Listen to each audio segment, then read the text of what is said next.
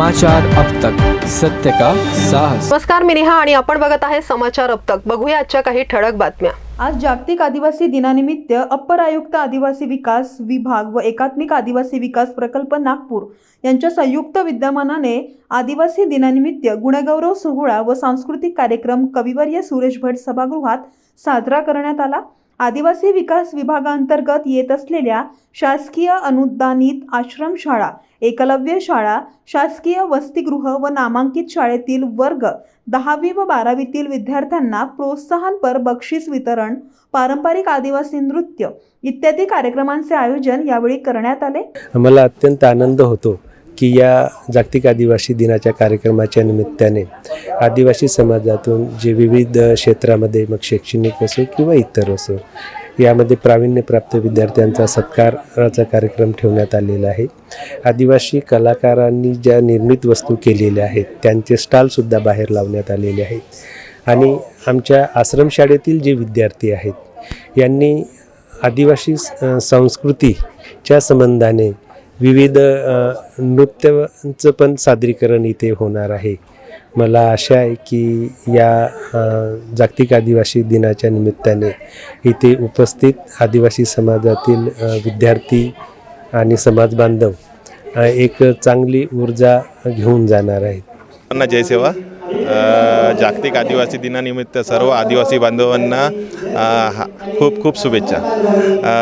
आज मला अत्यंत प्रसन्न वाटत आहे की मी नागपूर प्रकल्पाचा प्रकल्प अधिकारी आहे आणि माझ्यासमोर तुम्ही बघत असेल की सर्व नागपूरचे जे वसतिगृह आहे आणि आश्रमशाळा आहे तेथील सर्व विद्यार्थी आम्ही सुरेश भट सभागृहामध्ये उपस्थित आहोत आणि हा जो जागतिक आदिवासी दिनाचा जो कार्यक्रम आहे तो आम्ही खूप उत्साहाने इथे साजरा करत आहोत। सकाळी 8 वाजतापासून आमचे सर्व विद्यार्थी शक्करदारा वसतिगृहामध्ये एकत्र आलो।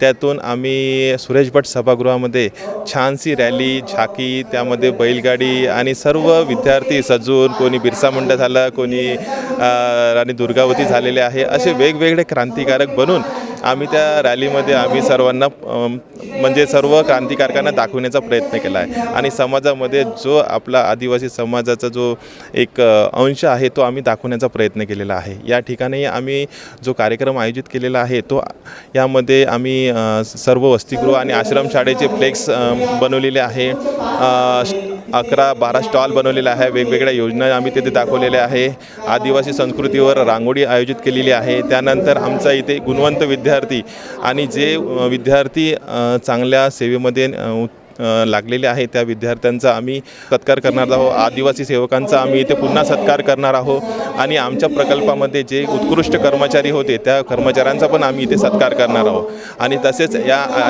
आश्रमशाळेने विविध विषयावर इथे नाटिका तयार केलेल्या आहे, त्या नाटिका पण आम्ही इथे दाखविणार आहोत। वसतिगृहाच्या पण काही नाटिका आहे आणि त्यांचे पण नृत्य इथे आम्ही दाखविणार आहोत आणि ह्या आदिवासी दिनाचे आम्ही खूप खूप इथे सर्वांना शुभेच्छा देतो।